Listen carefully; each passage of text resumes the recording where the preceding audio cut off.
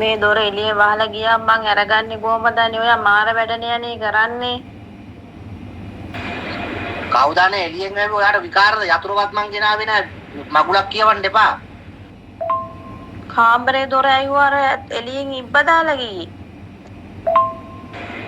ඉබ්බෙත් දැම්මේ නෑ නෝනා නිකන් නේ තියෙන්නේ මං නිකන් අර මේ රෙදි පටි කෑල්ල මේවා කරලානේ ආවේ.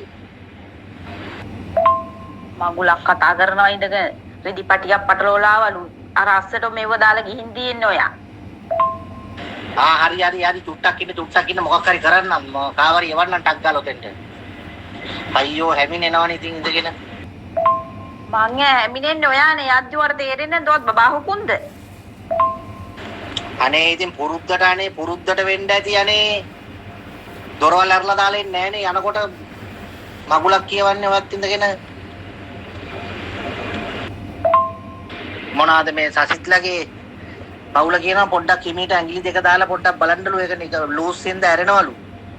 මන් දැන් ඔතෙන්ට කාවරි යවන්න එහෙම නැත්තම් එහෙම ඉන්න එළිය දොරත් ලොක් කරලාද මන් දන්නේ නැහැ මං ආයේ මට මතකත් නැහැ. මේන්ඩෝ එක නම් ලොක් කරලා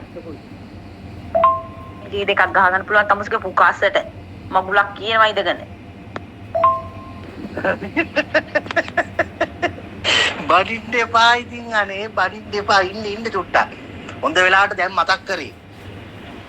ගැට්ට මුල දිලා නැගිට්ටනම් මල මගුලනේ දැන් තාම 12 මාරන්නේ පොඩ්ඩක් ඉන්න මං කාවරි මොකක් හරි කරලා එවන්න මොතේ. දොර කඩන්න තමයි වෙන්නේ දැන් මං කාවද එවන්නේ? හා මගේ ලබ්බ පරිස්සම් කරන්න දොර වහලා ගිය කියන්නකෝනේ. බෝ මට එනෝ බඩින්න එපා යකෝ. එනවා දැන් ඔතෙන්ට අර මේ අයිස්ක්‍රීම් කඩේ කොල්ලටත් කිව්වා මේ ඉමායටත් කිව්වා දෙන්නගෙන් කවුරු හරි එයි ඉක්මනට. බනින්න එපා කියන්නේ හදිස්සියෙ මම රෙන්න බර හිර වෙලා නැගිට්ටා. ඒතර මම මේ කාමරේ ගූ යනවනේ. ටිජ්ජකු. හරි දැන් එයි අර කොල්ල එයි දැන් ඉමායටත් කිව්වනේ මම. දැන් තාම රෙන්න බර හැදුන්නේ නෑනේ කාමරේ රෙන්න තාම රෙන්න බර හැදුන්නේ නෑනේ. අර කොල්ල ඇවිල්ලා දොර ඇරියා. අම්මේ ඇති අන්තන් හරි උට තැන්ක් යූ කියලා ඉතින් යවන්න ඉතින් එහෙනම්.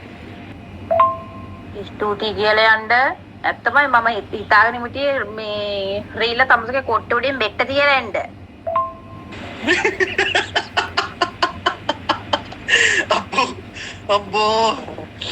අම්බෝ මගේ යටි බඩක් ගොනා දුනා. නෑ නෝනා ඒක මේ අමතක වීමක්වත් මොකක්වත් නෙමෙයි ඒක මං හිතන්නේ අර පුරුද්දද කොයිද ඒ කියන්නේ මමනේ සාමාන්‍යයෙන් අන්තිමට වැඩට එන්නේ. ඒතකොට මම දොරවල් වහලා කරලානේ ඉන්නේ.